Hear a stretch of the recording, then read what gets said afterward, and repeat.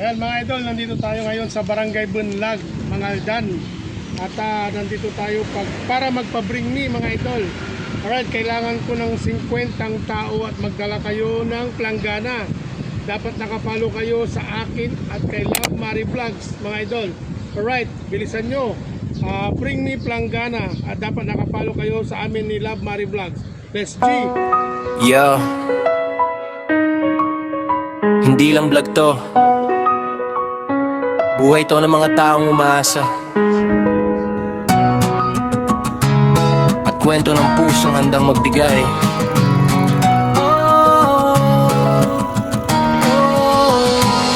Sa bawat biyahe ko may kwentong nadadala, mga matang pagod pero may pag-asang dala. Sa gilid ng kalsada may tahimik na laban, mga pusong kumakapit kahit hirap ang daan. May batang nakangiti kahit walang sapin, sa paa niyang sugatan. Tuloy pa rin sa hangin, may inang pagod na pero di pa rin sumusuko. Sa bawat araw na lumipas, laban pa rin sa mundo. Doon ko nakita ang tunay na kahulugan ng simpleng pagtulong na galing sa puso't isipan. Hindi kailangan ng sobra, kahit konting abot lang. Kapag galing sa puso, ramdam hanggang kailanman. Pagdating ko sa lugar, parang may piyestang bigla. Mga matang kumikinang pag-asa ay dala-dala. May hawak na lalalagyan kahit anong masalo, basta may maiuwi, sapat na sa kanila to. Hindi man kumpleto ang maibigay ko sa kanila, pero bawat tulong ko may halong pag-asa. Sa bawat salamat may bigat na nadarama, na hindi mababayaran ng kahit anong kamera. Kahit simpleng ngiti lang ang aking maibigay, kapag nakita ko sila parang ako'y nabubuhay. Sa mundong puno ng ingay at puro problema, dito ko nakita kung saan may saysayang gawa. Ito ang kwento ng biyaya, hindi lang palabas.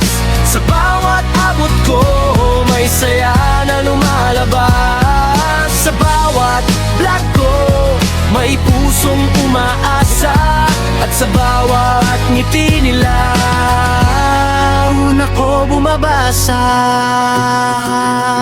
Yeah, minsan barya lang, minsan grocery pack, minsan tsinelas lang, pero saya'y wagas. Pag dumadagsa sila, parang lista sa daan, pero sa likod ng saya, gutom ang kalaban. Kaya tuloy lang ako kahit pagod ang katawan. Sa bawat ngiti nila, doon ako kumakapit lang. Hindi ako mayaman, hindi rin perfecto, pero may puso akong gustong tumulong ang totoo. Sa bawat araw na dumaan, may bagong kwento. Mga taong nakilala, nag-iwan ng marka sa puso. Hindi lang ito eksena, hindi lang mapalabas, kundi buhay na totoo na hinaharap ng bukas. Hindi ito tungkol sa views o kasikatan, kundi sa pusong handang maglaan. Kung may kameraman, ito'y saksi lang sa tunay na laban ng buhay sa lansangan. Ito ang kwento ng biyaya, hindi lang palabas.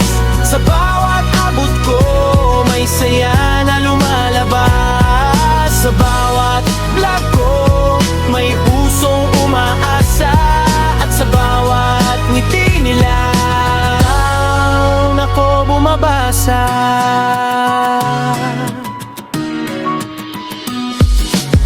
At bukas ulit, panibagong kwento na naman, panibagong lugar, panibagong tutulungan. Hanggat may nangangailangan at kaya kong magbigay, itutuloy ko to dahil ito ang tunay kong buhay.